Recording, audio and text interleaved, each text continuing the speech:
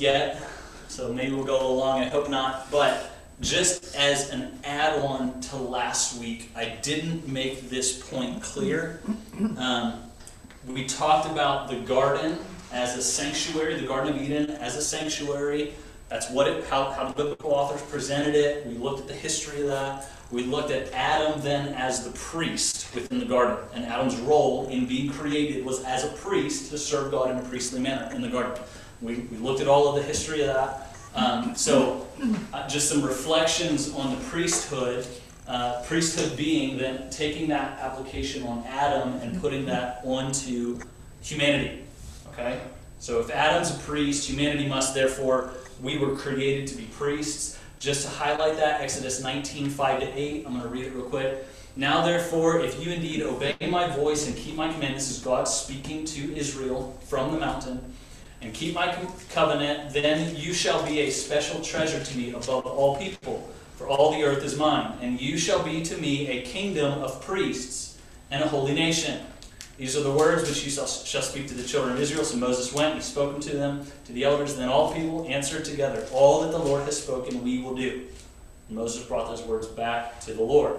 So on the mountain, and the encounter on the mountain in Sinai, God confirms them, and they agree to that confirmation, saying, you are a kingdom of priests. Because up till this point in history, God had given theophanies that appeared to individuals, and had covenanted with individuals only. Right? So at Sinai, he covenants with a people, and he says, you shall be to me a kingdom of priests. What he's doing is just harkening back to their identity as sons of Adam. Saying, this is what you were made to do, and the whole point of Sinai is to begin showing a restoration of that. And we're going to talk about that tonight a little bit. But these are my own notes, so I'm just going to read them. When the Lord called Israel to himself and set them apart in the first corporate invitation into covenant, they were commissioned to be a kingdom of priests. This is not random. It's an expression of God's ultimate design to restore all things to the original order. Does that make sense? Israel is called to be a corporate Adam, ministering to God and serving him through their worship and devotion. Thinking of that, they're called as an entire people to be a priest, kingdom of priests. But also in that is specifically the tribe of Levi. Right? The Levitical priests, who are called vocationally to the role of priest. The whole nation are a kingdom of priests, but Levi is called to it vocationally. Okay? They're all there as identity and purpose. They all are. But as a vocation, certain people were called to it. So the idea is to be in covenant with God is to be a priest before him. So this is because covenant is about returning to right relationship. It's about reconciliation. We've talked about that. We were made to relate to him as priests. That's the order which sin messed up. Okay? I think I skipped one of my... I'm looking at like all of my little side notes. Okay, so if we understand that they were called a kingdom of priests, Israel's called a kingdom of priests, it makes 1 Peter make a lot more sense. 1 Peter 2, 9-11, I'll just read it. But you are, this is Peter speaking to us.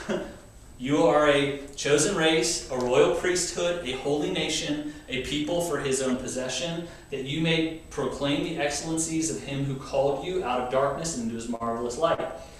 You were once not a people, but now you are God's people. You did not have mercy, but now you have received mercy. So, as sojourners, exiles, abstain from the passions of the flesh, so on and so forth. So, keep your conduct among the Gentiles honorable. He's speaking to the Jews, but this is to the church. Among the Gentiles honorable, so that when they speak against you as evildoers, they may see your good deeds and glorify God on the day of his visitation. All this, when we see this, all this is doing is Peter is saying, look, the Lord has restored you to your original call as a kingdom priest, and he's bringing restoration of that reality of Adam in the garden to the whole nation, to all the peoples. Okay? And the purpose of being a kingdom of priests is to glorify God so that the Gentiles would see and glorify God on the day of his visitation. Okay? So that's the application of kind of the call of Adam. So I want to say this is how do I want to say this? So we tend to put a negative light on a certain call to the lifestyle of priesthood in the Protestant church. Okay? We think if somebody's, because we use phrases like this. How many of you have heard the phrase, the priesthood of all believers? Yeah? So we misapply that because we don't understand the context of Adam and the calling on Israel and the calling on us as a people to be a kingdom of priests, and we don't understand Levi in that mix. So we think, oh, the priesthood of all believers, so when we talk down to or we discourage people from entering into a lifestyle of ministry or a lifestyle as a priest before the Lord in a priestly role because we say, well, we're all priests. Yes, we are all priests. We are a kingdom of priests. However, so is Israel. And in the midst of Israel, there was still Levi who did it vocationally. Okay? Does that make sense? So the call to vocational full-time ministry is still legitimate, even though we're all a kingdom of priests, because it was still legitimate to Israel with Levites. Now, does that make sense? Mm-hmm. Okay, questions, and then we'll start on tonight. Yep. And you're talking context ministry to the Lord. Yeah. Correct? Yep. But a lot of times when we think ministry, we think, I don't know, pastors, Bible teachers. Priestly role. I mean, even you can look at it in the Catholic Church as well, right? I mean, the same thing. It's a priestly role. A lifestyle of it, vocational, to do it vocational. Any other questions? And then we'll jump in. Okay. Well, that's nice. Let me get my notes ready here for the night.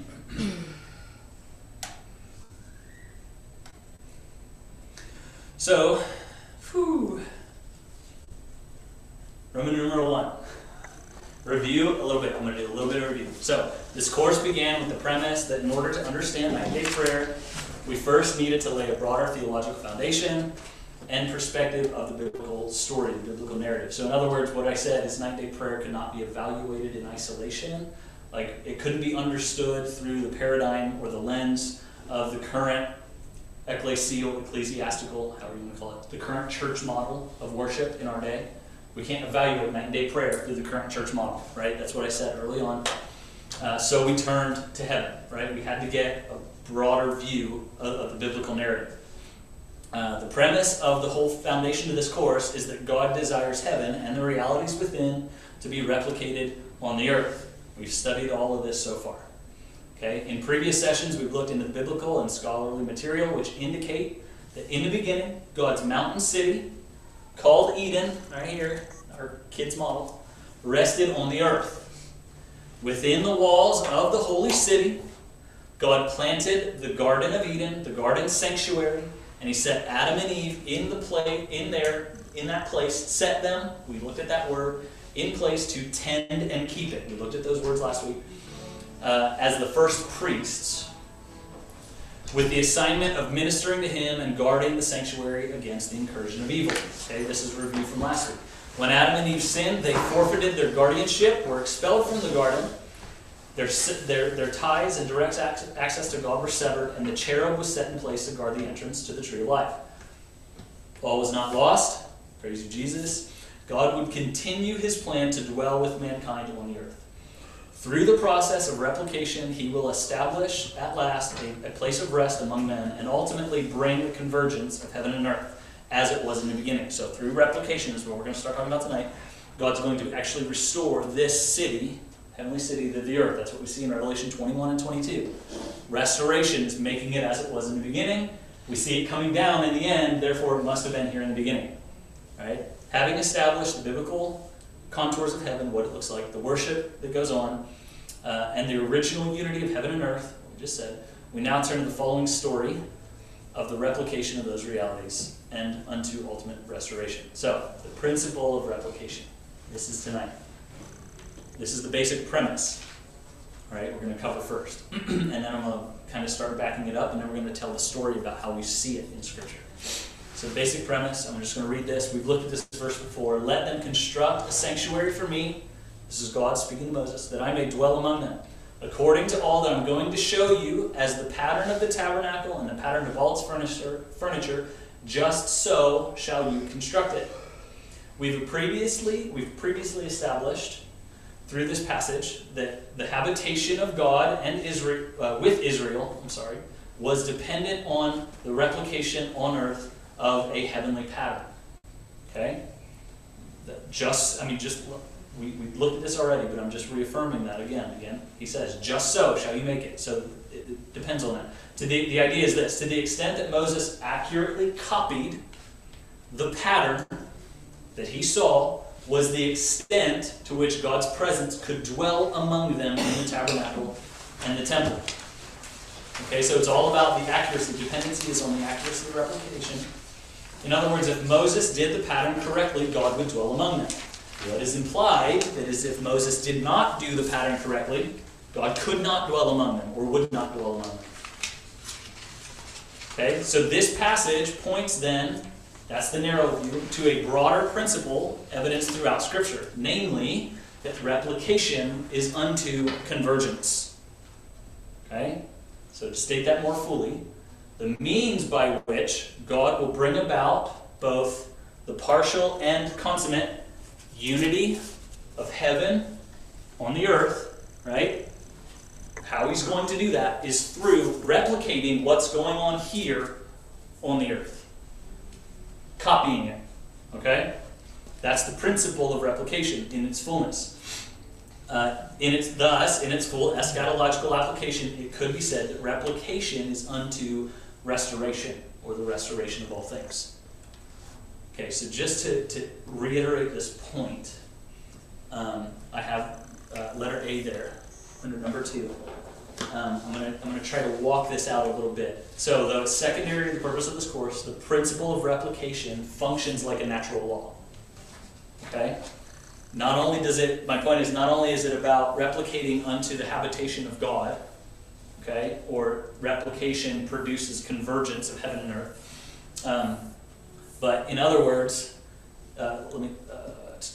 it's a natural law like the law of reaping and sowing. So in other words, the accuracy with which one copies or replicates a certain reality is the measure that said reality can converge, inhabit, or dwell within the copy. I know that's a lot of language, but think of the art museum.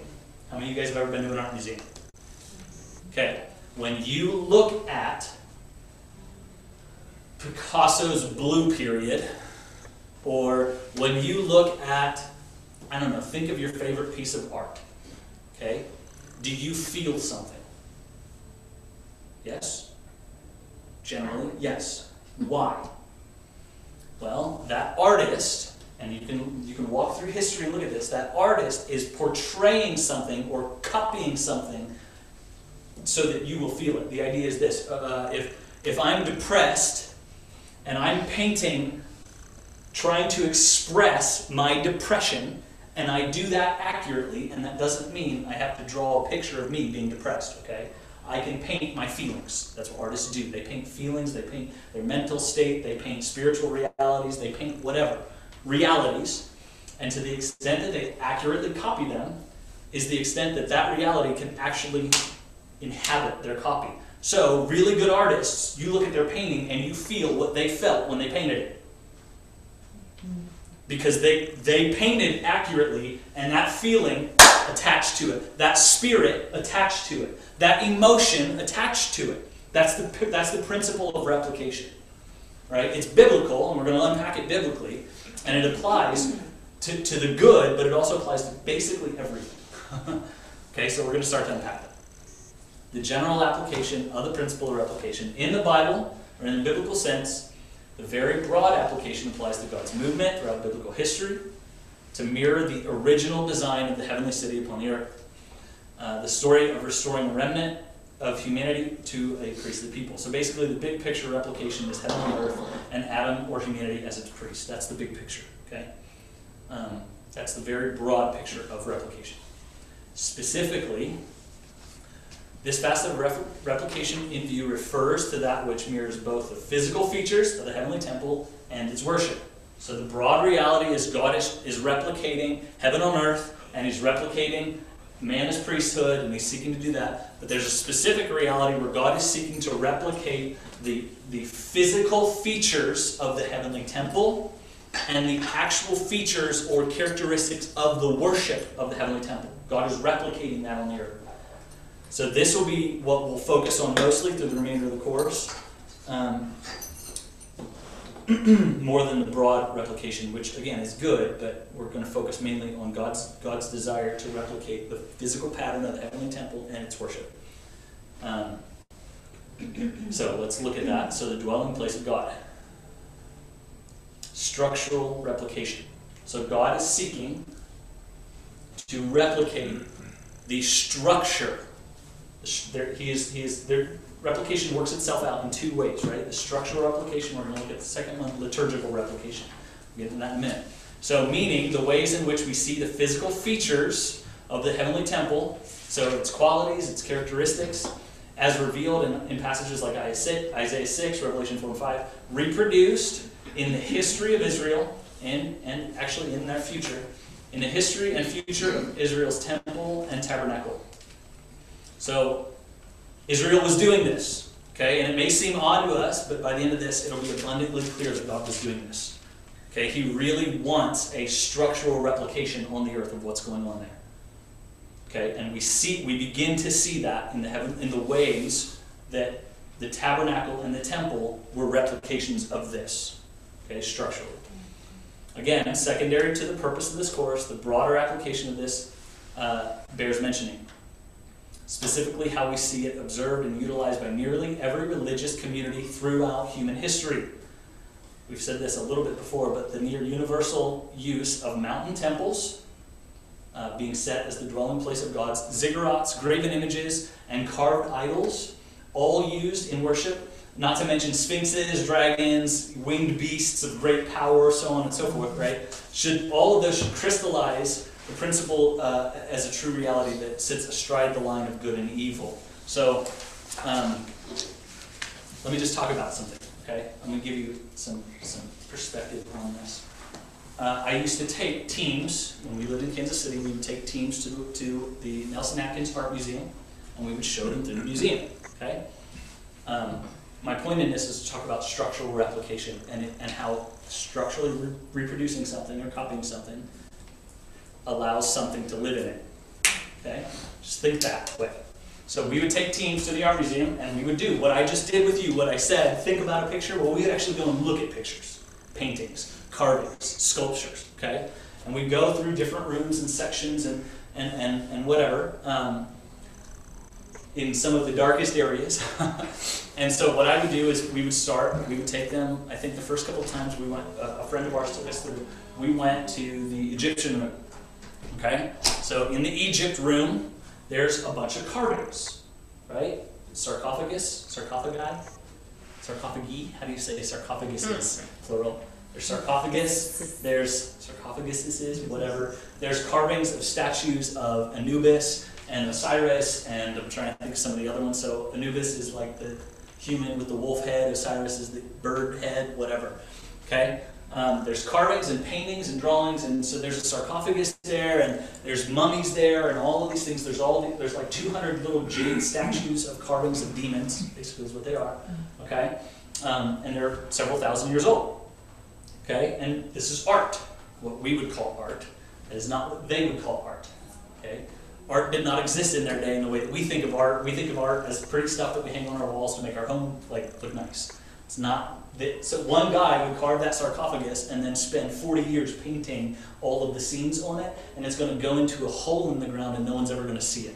That's not art, it's worship. Okay? And the priests were the only ones who had access to this stuff, the priests of those cultures. Okay? So we would go in here and we would say, all right guys, close your eyes. What do you feel in this room? Without looking at anything, what do you feel in the Egyptian room? Everybody closes their eyes. Nothing.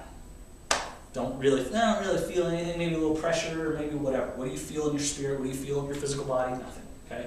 Lily loved this room, by the way. Lily was 2.5 and loved the mummy. Thought it was fascinating for a 2.5-year-old. It's fun. But these are old stone and jade and carvings that are 2,000 years old. Okay, so their accuracy is not as precise as when it was made, right? They've weathered and they've deteriorated. Now, we would go upstairs to the Indian temple. Okay? Shiva. You guys know who Shiva is? The 4 arms. Okay? I'm not even going to do the pose, but she's like the weird-looking lady. She's got like 4 arms, doing some whatever, right? Hindu god, I think Hindu. Okay, so there was a temple, and actually, this temple that we went into, it's just a room in the building. They deconstructed a several hundred-year-old temple. Whoever curated this museum, they went to India, deconstructed the temple, brought it, and rebuilt it inside the museum. Okay, so when you walk into the temple as it was designed. And it's not very old. This temple is not very old, a couple hundred years old, and it's still in immaculate condition, which is why it's in a museum now. In the middle of this room is a statue of Shiva. Okay, so we would walk into the room, walk in. All right, everybody, before you look at anything, close your eyes. Okay, and everybody would close their eyes, and we would say, "What do you feel?" And 99 out of 100 people would do this. I feel pressure here and here. And I'd say, okay, open your eyes. And they open their eyes, and everybody's doing this. Whoa. Why?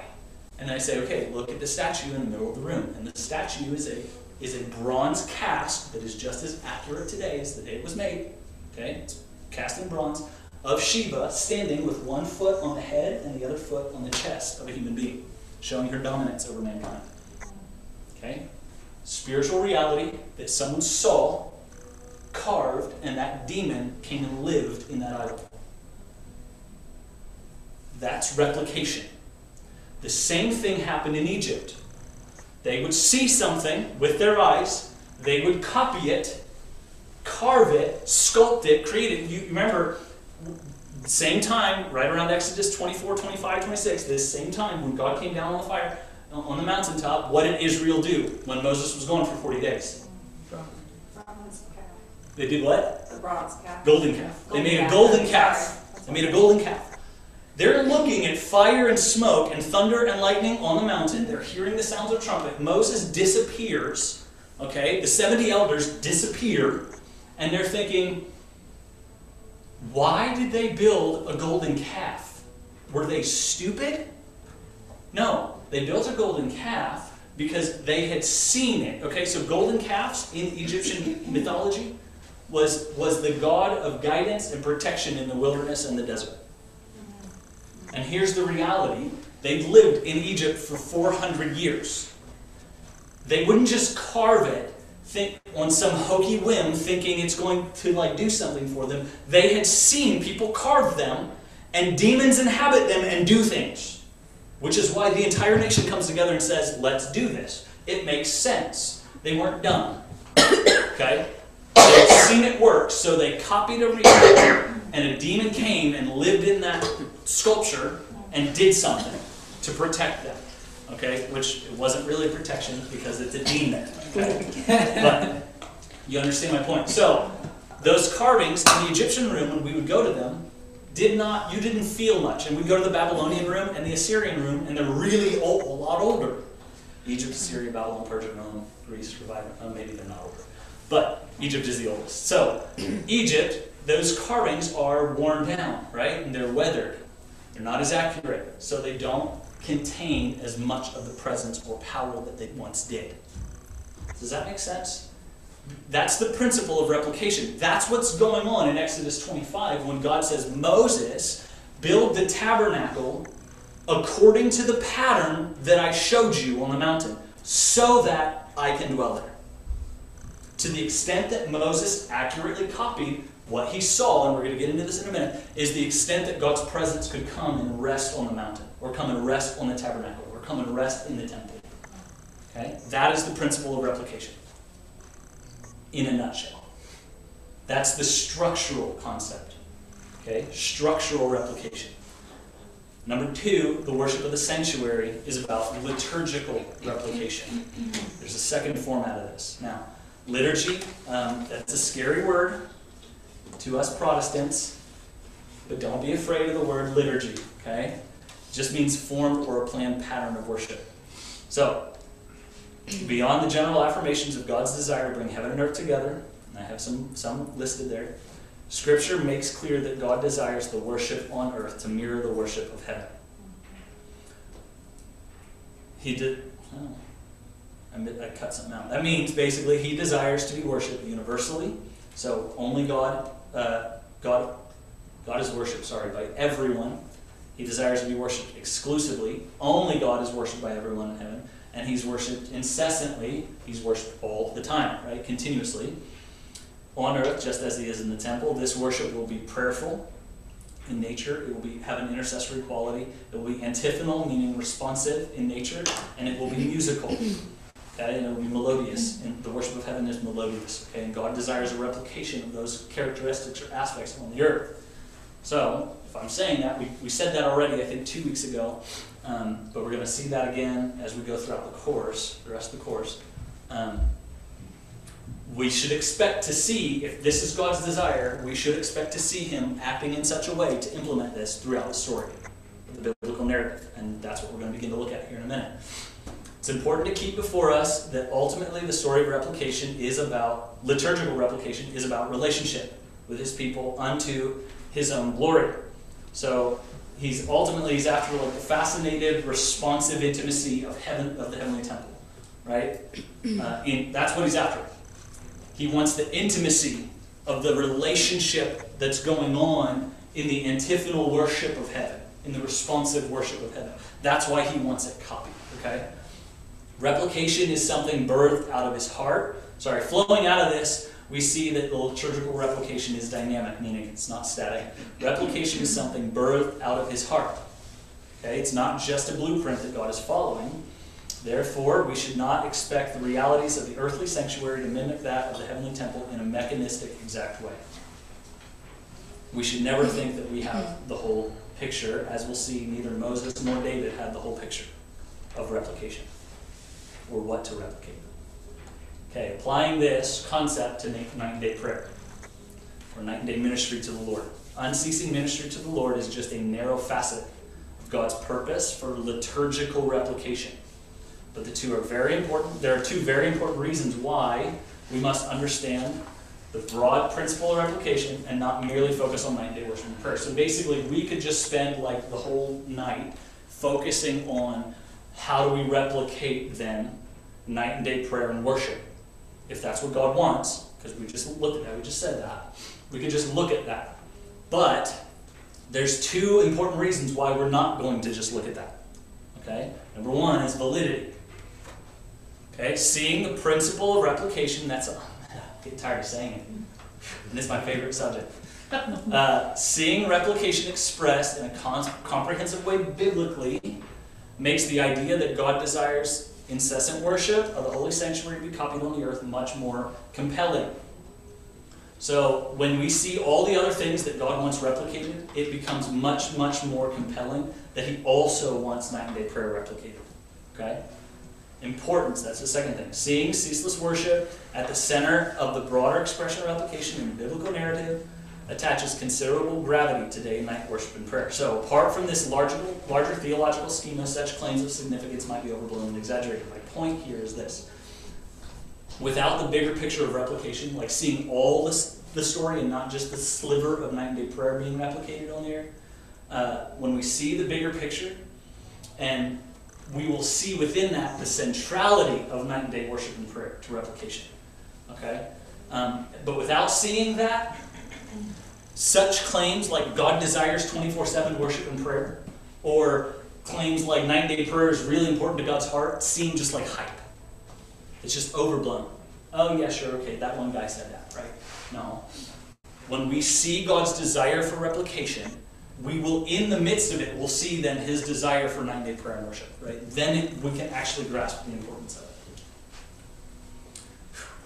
Progressive application, all right?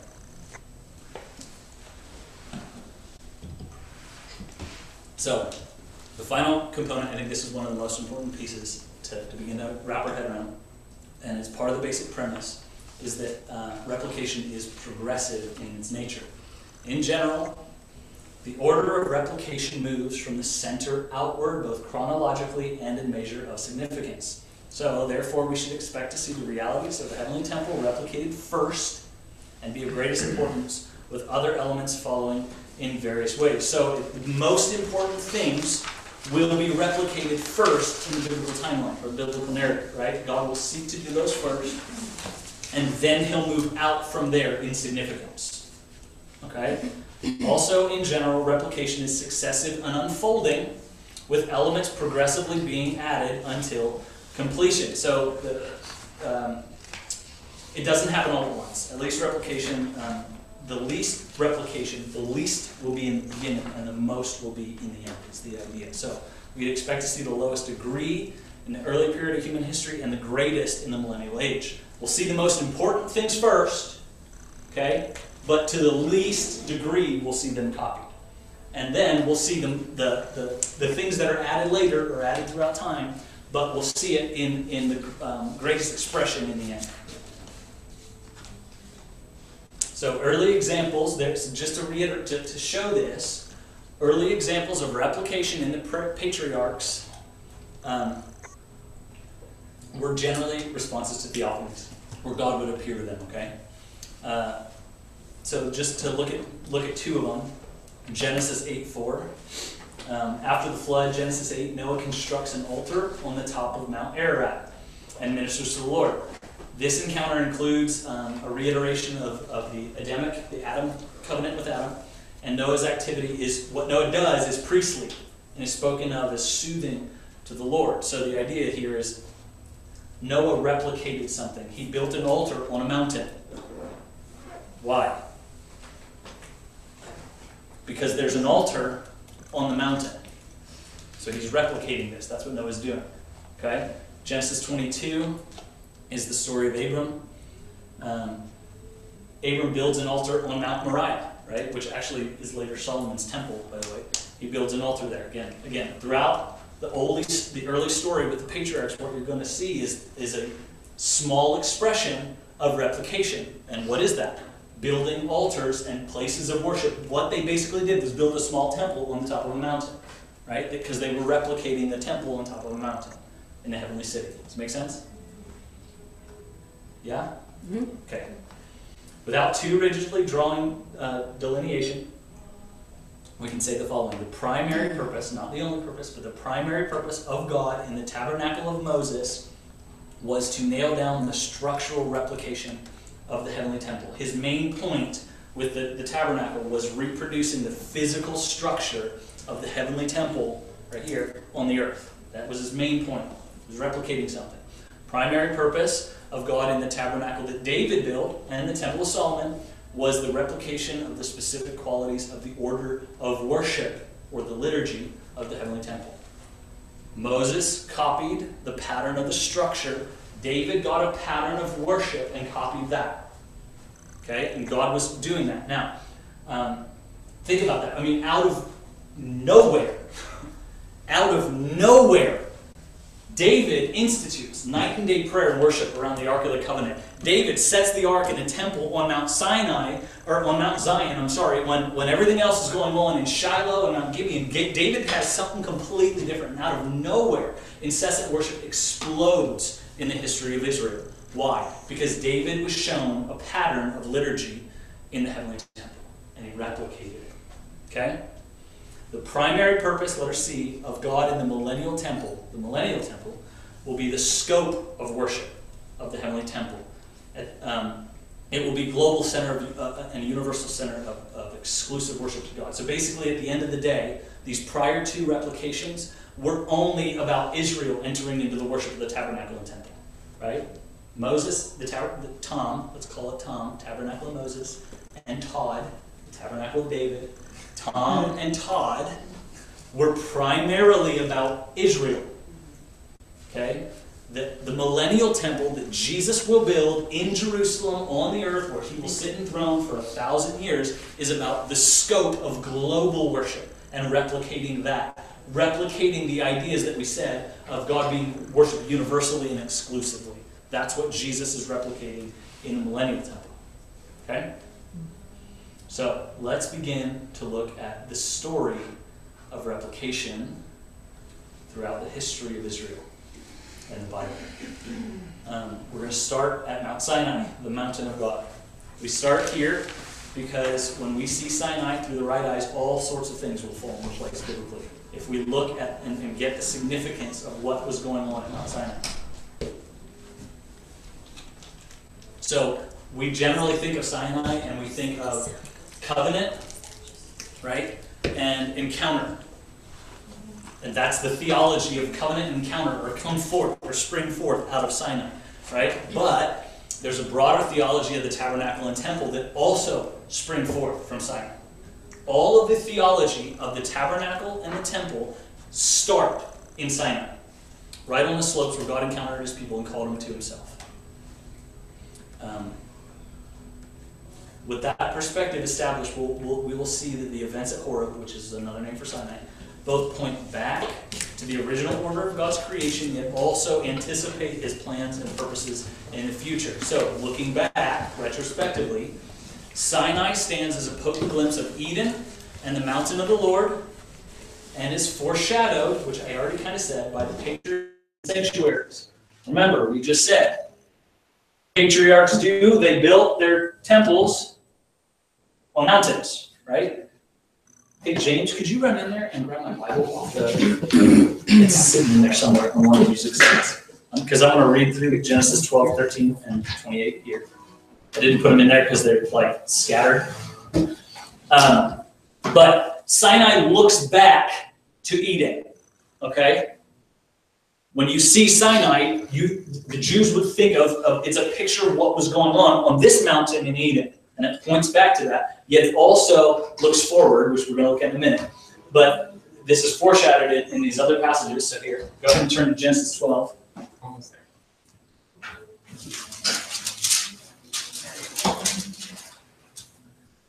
So Abram departed as the Lord had spoken to him. This is verse 4. And Abram was 75 years old. Skip ahead here. 20 or 12? Chapter 12. I'm going to be verse 5 right now. They departed to go to the land of Canaan. So they came to the land of Canaan. Abram passed through the land to the place called Shechem, as far as the terebinth tree at Morah. And the Canaanites were there in the land. Then the Lord appeared to Abram at a tree. Looks like some replication of something. Where did God appear to Adam? At a tree in a garden. Just a thought. Okay, then the Lord appeared to Abram and said, to your descendants I will give this land. And there he built an altar to the Lord. It appeared to him, and he moved from there to the mountain east of Bethel. He pitched his tent with Bethel on the east and Ai on the west, and there he built an altar to the Lord and called on the name of the Lord. So at Moses, God encounters Abram, okay, in the wilderness at a tree. Abram, the first thing he does is he builds an altar next to the tree. Then he goes up on a mountain and he builds a little temple there and worships the Lord. Okay? Why? Because it's ingrained in him, because of this city was real to do that. Okay? Chapter 13, then Abram went from Egypt and he went on his journey. I'm just skipping ahead. So when Abram came back from Egypt, he went on his journey from the south as far as Bethel to the place where his tent had been at the beginning, between Bethel and Ai. This is later. Right? He comes back to that same place. Okay? To the place of the altar which he had made there at first, and there Abram called on the name of the Lord. So where is Abram calling on the name of the Lord? At altars set up in places of replication of the heavenly sanctuary. Okay? Skip ahead to Genesis 28. Who knows this one?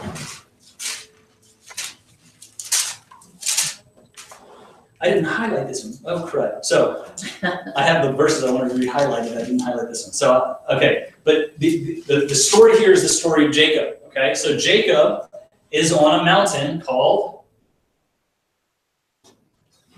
Bethel. Same mountain that Abram was on. Okay? Jacob's on a mountain called Bethel. Bethel means the house of God, or the gate of heaven. And the picture is this. Imagine him doing this. This is basically the imagery that we're going to paint here is Jacob gets tired. He's on the mountain, okay? And he takes a stone from the altar that Abram had built. He puts it down and he lays his head on it and he goes to sleep. Okay? All right? And then what does he see? Over that place. the ladder to heaven, the gates of heaven, the stairway to heaven open up, and he sees a heavenly dipole, like a portal, ascending and descending angels on that spot where the altar was. Okay? So he sets it up and he says, surely this is the house of God. This is where he lives. Surely this is the place. And I didn't know it. Meaning I didn't believe it. He had heard the story of Abram, his grandpa, and he went there and he didn't really believe it. And then he lays his head down on the altar and he wakes up in a dream or seeing, I don't know, maybe he was awake, and he sees angels ascending and descending on that very spot in the place of replication. Okay? That's Jacob's vision right there in Bethel. Though it's a small expression, there's a unique, this was a unique point of convergence to this point in the story of the Bible. It's a small expression, but this is a unique point where heaven and earth converge in a spot where something is being replicated. But the idea is that it confirmed to Jacob the promise that Abraham received on Mount Moriah in Genesis 22, that all the nations would return to the blessing that Adam and Eve had in the garden. That's what this really points to. It's about the priesthood call as well. So that's how Sinai, when I said Sinai is foreshadowed by these things, that's what I meant, right? You see these theophanies like this and these replications, and they're foreshadows of what happens at Sinai when a temple happens on the mountain. And replication happens on the mountain. So prophetically, Sinai also reveals God's purposes for the land he was giving Israel, at the center of which was Zion and Jerusalem. Yet it also points far beyond that to the eschatological mountain, this one, that the Lord which is ultimately his holy city returning. So Mount Sinai is a picture of what's going to happen in the end as well. Convergence, the two coming together. The reason behind the gravity of Sinai's meaning and why it can simultaneously point backward and forward is due to the unprecedented, up till that point in history, convergence of heaven and earth that transpires through God's sovereign initiative.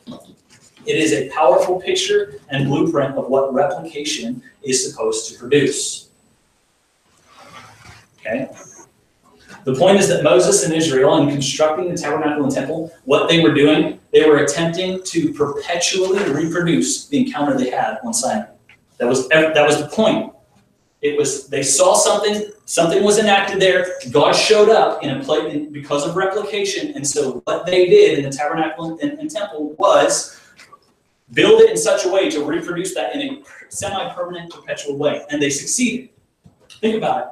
How did God appear to them in the tabernacle? Fire and smoke. Sometimes thunder and sometimes trumpets. What happened on the mountain? Fire and smoke and trumpets and thunder and lightning and all of that stuff. So they saw that, something produced that, so they copied what they saw so that they could keep producing that, and it works. Earth on the mountain sanctuary. So Horeb is another name for Sinai. Horeb is referred to as the mountain sanctuary. Throughout Scripture, I've got 2 verses there that just reiterate that.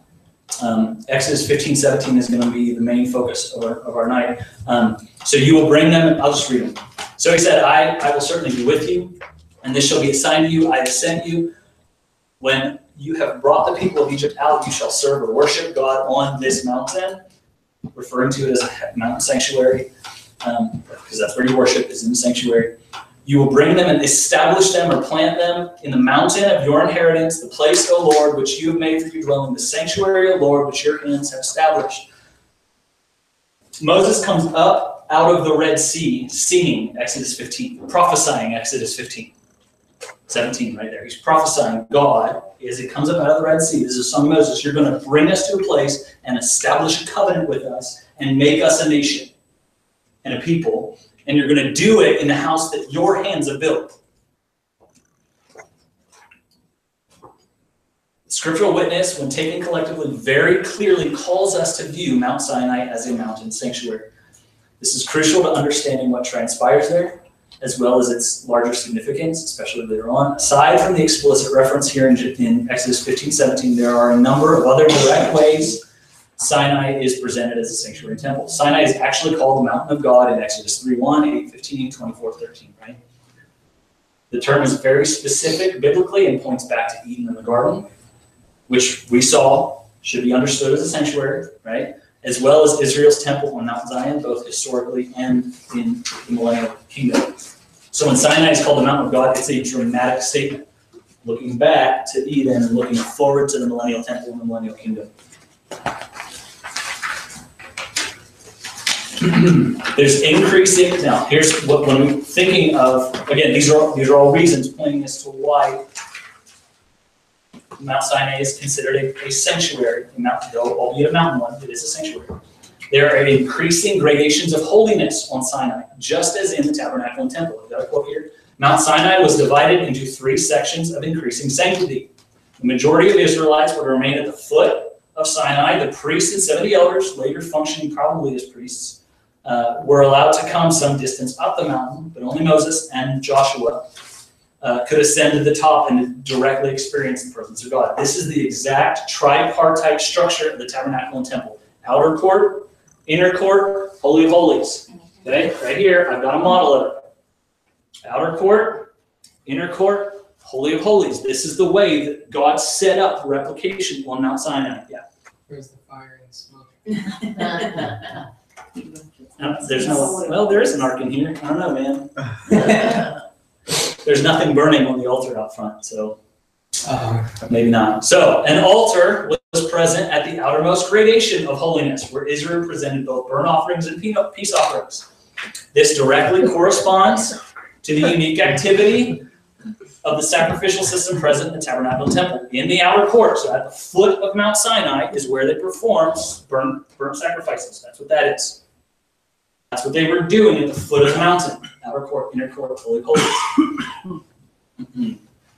The presence of altars were always, these types of altars were always associated with temples in Israel. So just think of that. The top of Sinai, letter D, is also described in terms used for the Holy of Holies. Got another quote here. Not only does the top part of Sinai approximate the Holy of Holies, because only Israel's high priest Moses and Joshua, none of them reference him, but he was there, could enter there, but it was the place where God's theophanic cloud and presence dwelled. Significantly, the only other times in all of the Old Testament that God's presence is spoken of as a cloud dwelling is with respect to God's presence above the tabernacle. Okay? Sinai was just a mountain. All right, Sinai was just a mountain, but through God's theophanic, his presence encounter, it was transformed into a mountain sanctuary. It became an intersection of heaven and earth. So this is this passage that we just sang through. Jack, I appreciate you doing that. It was awesome. So it came about on the 3rd day, when it was morning, or when it was the cool of the day. Just to think about what that means. Then there were thunder and lightning flashes and a thick cloud on the mountain and a very loud trumpet sound, so that all the people who were in the camp trembled. And Moses brought the people out of the camp to meet God, and they stood at the foot of the mountain. Now Mount Sinai was all in smoke because the Lord descended upon it in fire. God came down to the mountain. God, the Lord. And its smoke ascended like the smoke of a furnace, and the whole mountain quaked violently. When the sound of the trumpet grew louder and louder, Moses spoke, and God answered him with thunder, or with his voice, is another translation, the King James says. The Lord came down on Mount Sinai to the top of the mountain, and the Lord called Moses to the top of the mountain. And Moses went up. By coming down and transforming Sinai into a holy mountain temple, reminiscent of the holy city, a mountain with a temple on top. Okay, I love having this here because I like being able to just point to it. You guys know what I'm talking about. The Lord forges a unity between heaven and earth in which the two converge in a glorious fashion. So in the biblical record up to this point, only Bethel and Jacob's ladder, right, had any similarity of convergence. And it was a far lesser degree than this. The account does not describe how it occurs. The description makes it very clear that a direct corridor was opened between the top of Sinai and the top of the holy city. Okay? I don't know how, and I'm not going to try to tell you how this happened, because the Bible doesn't, God doesn't tell us how. You can ask him that question, but I encourage you to ask him in fascination, not in doubt, in skepticism. Okay? We're going to see in a minute, it's very clear that this happened. A direct corridor was opened between the top of the Mount of Sinai and this room in the heavenly city. Okay? And they were directly linked together somehow. You can look at that and say, God, how did you do it? But don't look at it and say, I don't believe that you did it until you tell me how. That makes sense? I just don't want you to do that. That's how we get into trouble. Okay, so I'm just going to read this. Then Moses went up with Aaron, Nadab, and Abihu, and the 70 elders of Israel, and they saw the God of Israel. Okay? And under his feet appeared to be a pavement of sapphire, which clearly is in the heavenly temple, as we previously discussed. It's here. Okay?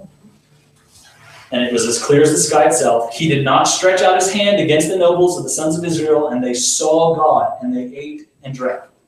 Now the Lord said to Moses, come up to me on the mountain and remain there, and I will give you stone tablets and the law and so forth. So Moses arose, and Joshua went with him, and Moses went up to the mountain of God. But the elders said, he said to the elders, wait here.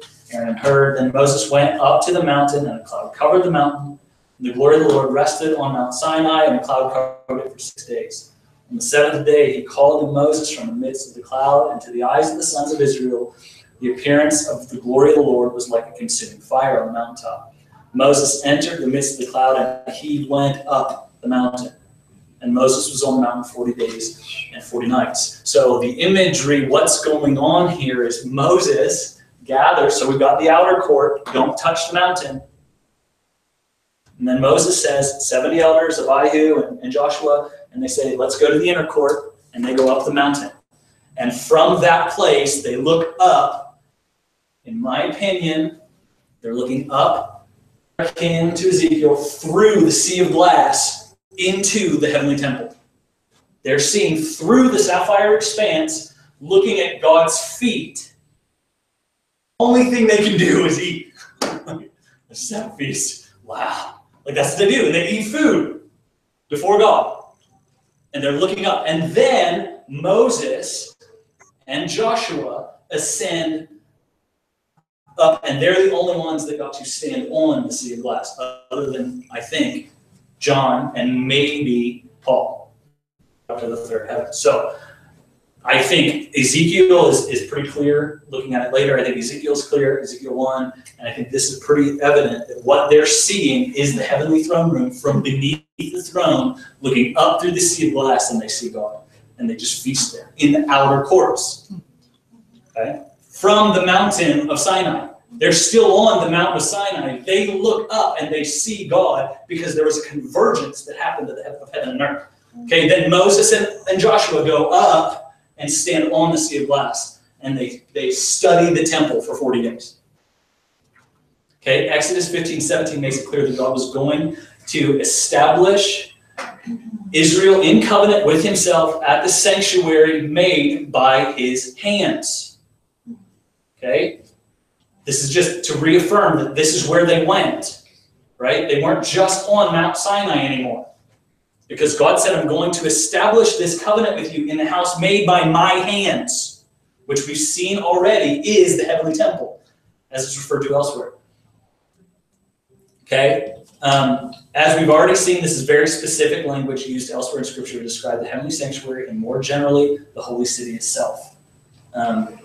So that's just some proof. This is just a pointing here to that, Exodus 15:17. Aside from the direct reference to the sapphire pavement being only in the heavenly temple, we can see that. This reality of convergence is hinted at in a fascinating passage. I love this, that in prophesying the march of God from Sinai to Zion, eschatological march, looks back on what occurred in Moses' day, and Psalm 68:17 says this, the chariots of God are twice 10,000, thousands upon 10,000s. The Lord is among them. Sinai is now in the sanctuary.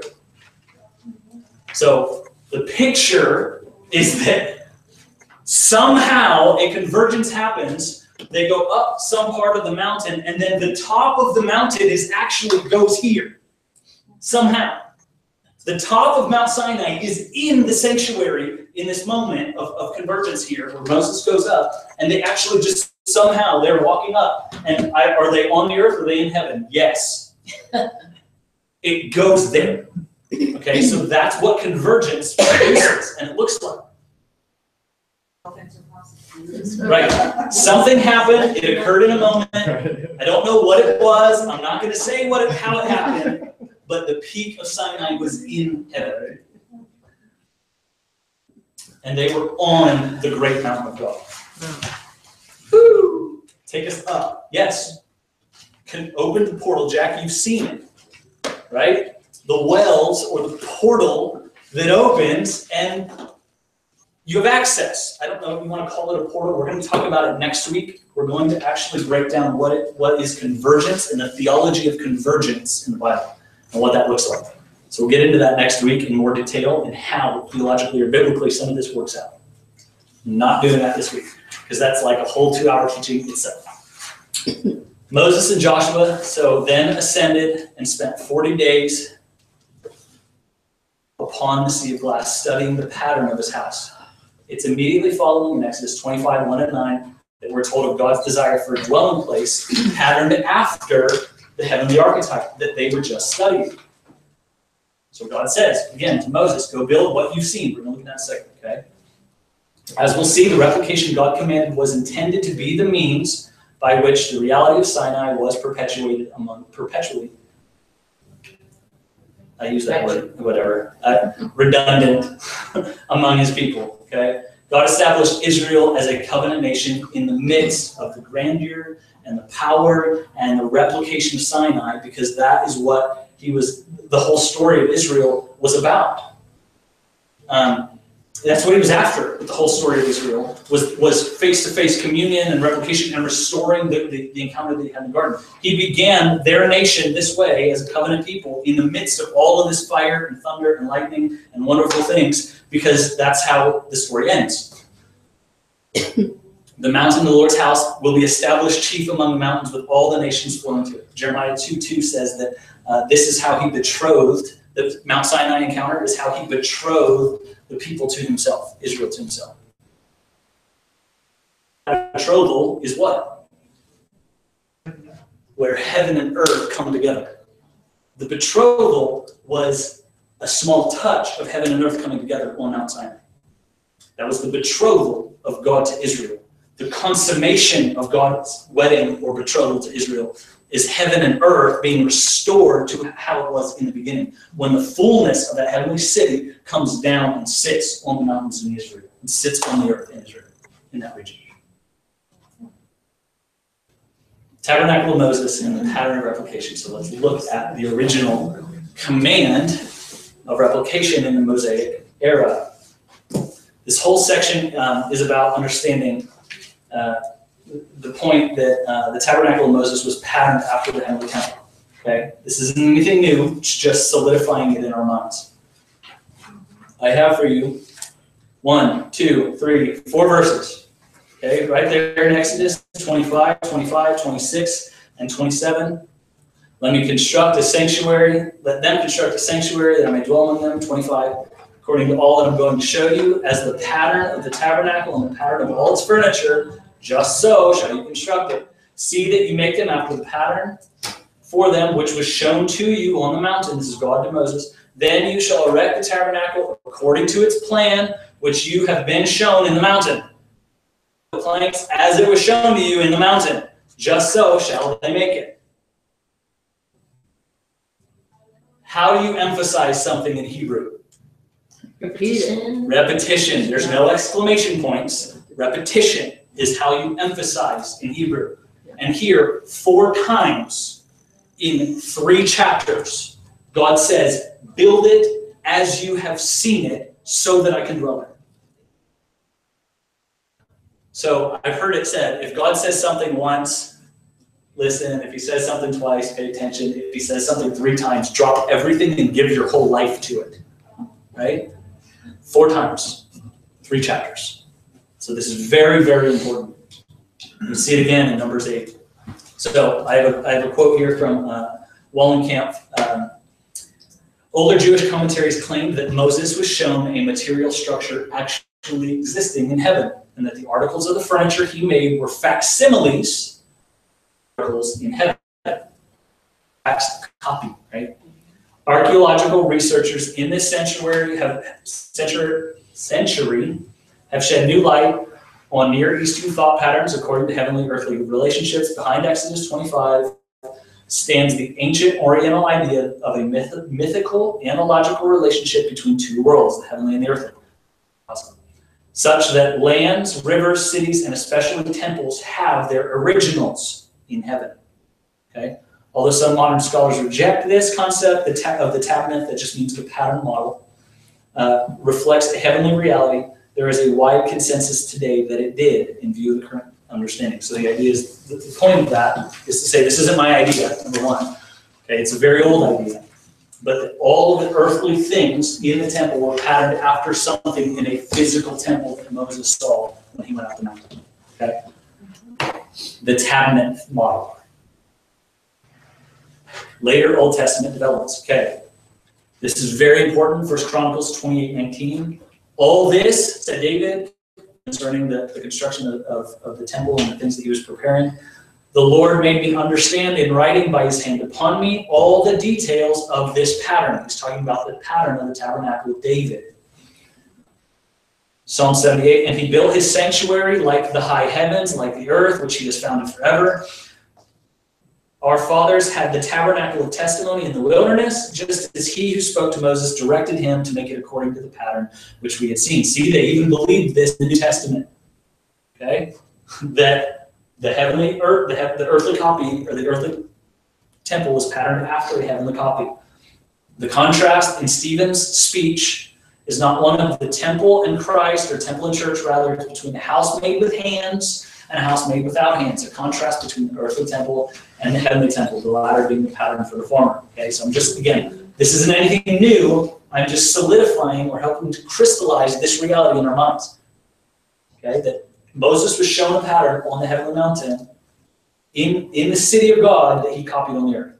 We see this thought carried out throughout Jewish tradition. You see there the Apocrypha, which is just, we've talked about this before, it's just part of the writings of the Second Temple period.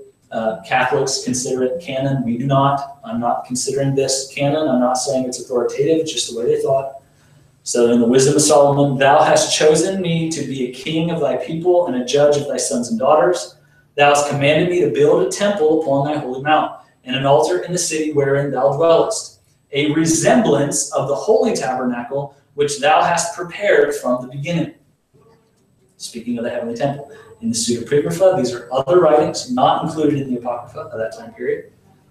Echoing the story of the tabernacle, 2 Baruch 4:1-7 promises the eschatological end times revelation of the heavenly temple and paradise that God created but took away when Adam sinned.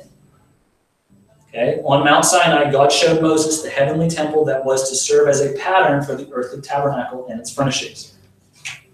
That's from the those are from the dictionary of the New Testament and its developments. Okay? Rabbinic literature. So the point of all these is to show us how the ancient people, or the Jewish people, understood the texts that we're looking at. Okay, that's why I want to do this. Here we go. I'm going to use the board today again. All right. So the point is this. Imagine something happens, an event happens here. Okay? Some kind of event. And you have somebody standing here, and they see it. And then you have somebody standing here, and they see it. Whose testimony are you going to trust on what happened at that event? This guy, or this guy way over here, outside of the culture and the context and the climate of the time, and outside of the history, and chronologically in a far-off place? Whose testimony are you going to trust on that event? Clearly, the guy that's closer to the event at hand, right? So, my point in laying out some of these is these authors of these Targums that we're going to look at, or of looking at the Hebraic writings, looking up at the Second Temple period writings, is I want us to look at events surrounding the Tabernacle of Moses, the Tabernacle of David, through their eyes, because they have a better perspective of that event, because they lived in the culture, they lived in the time period that thought such ways. They weren't 3,500 years later, us, just some guy looking back, looking at my Bible saying, I think this is what it means, right? We can't do that. I think we have to look at it through the perspective of the time frame and the culture. That's why I'm giving these and laying these out, okay? So I want to, let me give you an example. Everybody pull out your smartphone. How many of you don't have a smartphone? Everybody's got a smartphone. Okay. Now we can apply this. I'm going to use an analogy here, 2 ways, okay? But imagine your smartphone, and let's just say everything stops in the whole world instantaneously in a moment, right? Right where we are, everything ends, just freeze frame everything. Everybody dies, power goes out, whatever, right? I know that's morbid, but just in our culture, in our region, okay? And in 3,000 years, an alien culture from a different race, that does not have our history, that does not understand our culture, it's from a different part of the world, or maybe even a different world, because you're thinking 3,000 years from now, you might be traveling in stars, okay? Whatever. All right, they come back, they look at us, and they see all of us holding these little black boxes. Yeah. Where we have these little black boxes unplugged, right? There's no power. They don't understand that what's going on there, okay? All of these, everybody has them. How do they interpret that? Let me ask you this. Imagine you go back in time, 3,500 years, and explain to, let's just go back to the Middle Ages, explain to somebody in the Middle Ages how your smartphone works and not be magic. Yeah. Well, there's these invisible waves. That's magic. There's, you can talk to anyone from anywhere by like this cool device. You can't do it because culturally, it's outside of the cultural context. It doesn't make sense. Looking back at it in 3,000 years, oh, what are they going to think? We all did. These were some mystical device that we thought had some power over us or whatever. That's why we all carry them, right? That's why when we look back, now we look back at Replication and we see them holding idols and they worship idols. We think, oh, they were stupid. That idol didn't do anything. It didn't really have power. It really didn't have those things because we're looking at their culture unplugged. Does that make sense? But in reality, that carving held a presence. And they would carry around the idols of Diana that Paul made them all melt. You know what I'm talking about? In the New Testament, I think it was in Ephesus. Okay, those things had power. Presence resided in them. But we can look back at that and we just think, oh, well, you know, there's idol worship because we don't apply spirits and power to that. We just don't think much of it. But we're looking at that culture unplugged. When we look at Egypt, let's just jump back into the replication thing with Egypt. When we look back at Egypt, so Egypt is one of the most intelligent cultures in history. We still don't know how they built the pyramids. Okay? Egypt invented many of the methods we still use for modern medicine. They invented the skin graft, and we still do skin grafts the same way the ancient Egyptians did skin grafts. Did you know that? So we look at them and we think, oh man, they were brilliant scientifically. Yet, side by side in their textbook of how you do a skin graft is you do this, and you do this enchantment. And you sing this worship song, and you burn this incense. And they have to be together. And we throw that out, and we think that didn't really mean anything. That was just a religious culture and climate. And I don't know, it's irrelevant to the purpose. No, it wasn't. The demons gave them power to make their thing work. But we're looking at it unplugged. Does that make sense? So my point in laying out all of this stuff from rabbinic history is to say we have to look at the Bible not unplugged. We have to look at it through the context and the culture of the day. Otherwise, we're trying to figure out how a smartphone works without magic. Or we're trying to convince someone 3,000 years in the future saying, this wasn't magic, it used technology, whatever, right? So we have to look at it through the culture and the climate and the lens and the seedbed of thought that they used.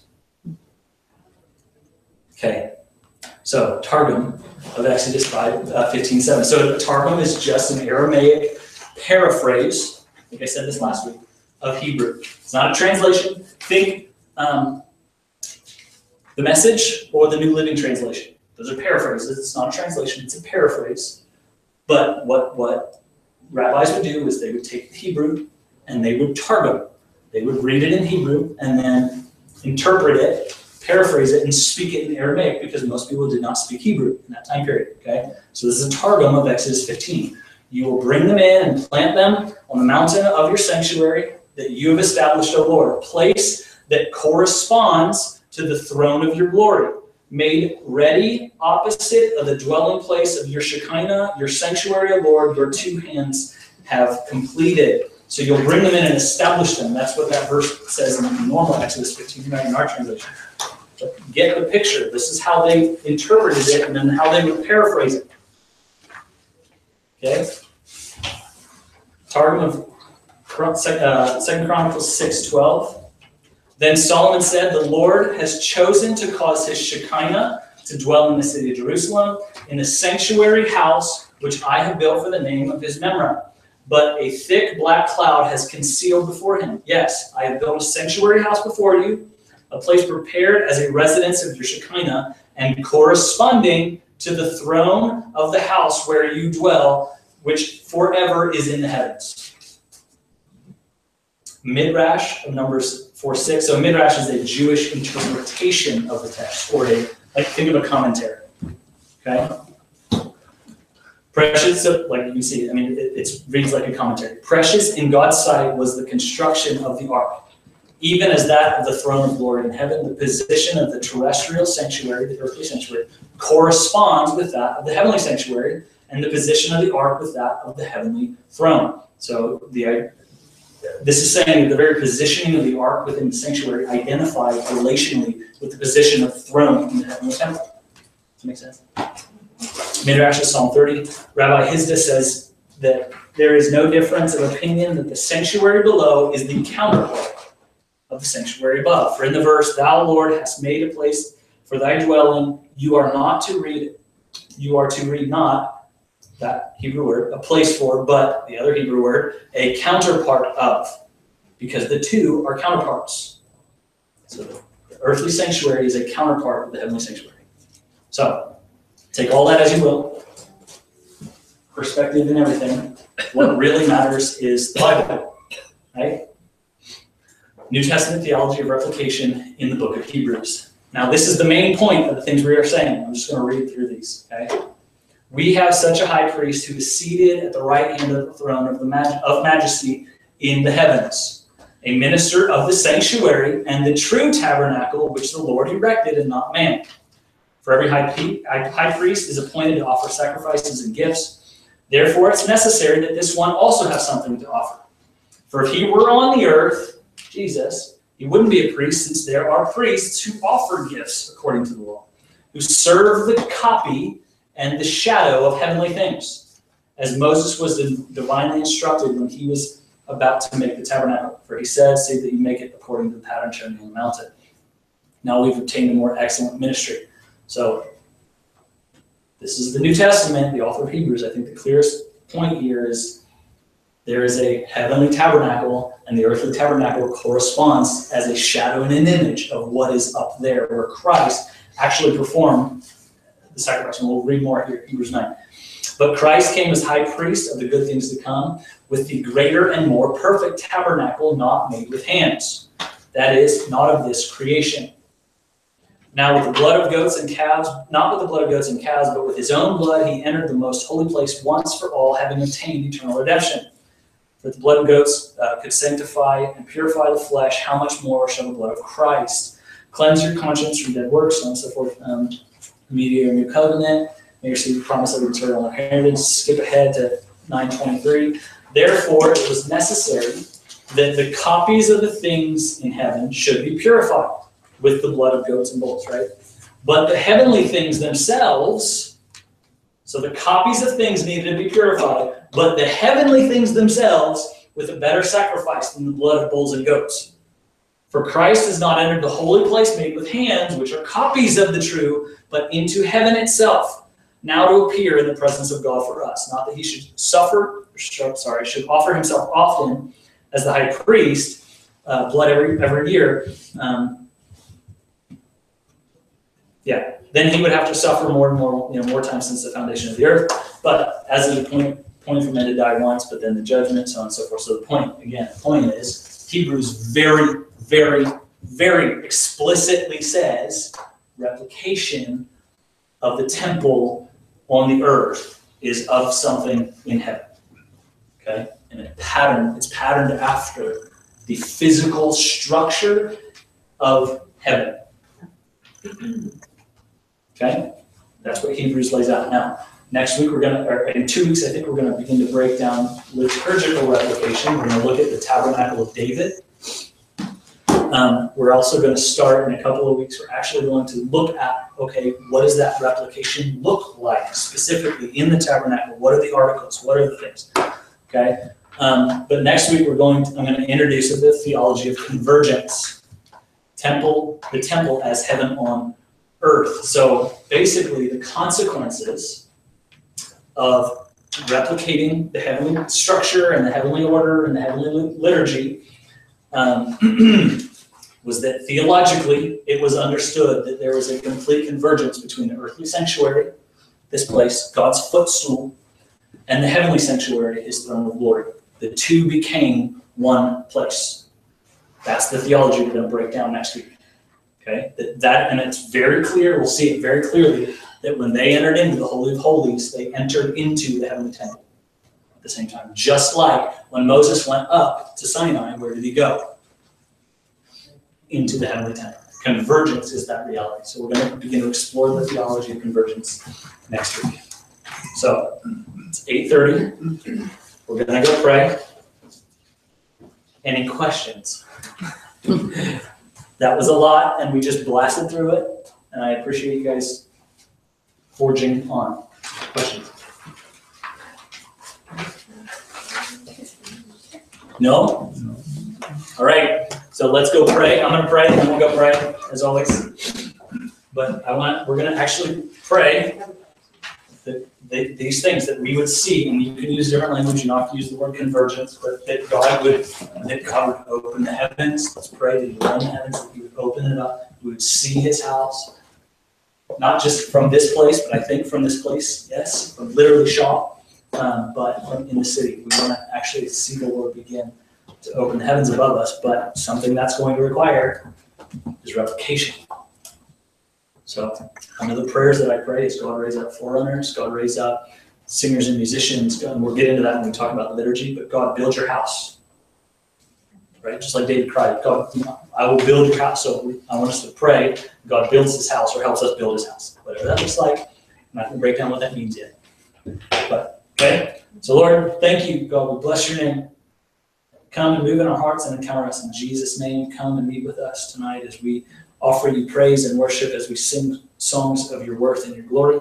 Would you open the heavens above us and come down, just as you did in Sinai, just as you did on Bethel, just as you did in the tabernacle and the temple. God, come and meet with us in Jesus' name. Amen. Amen.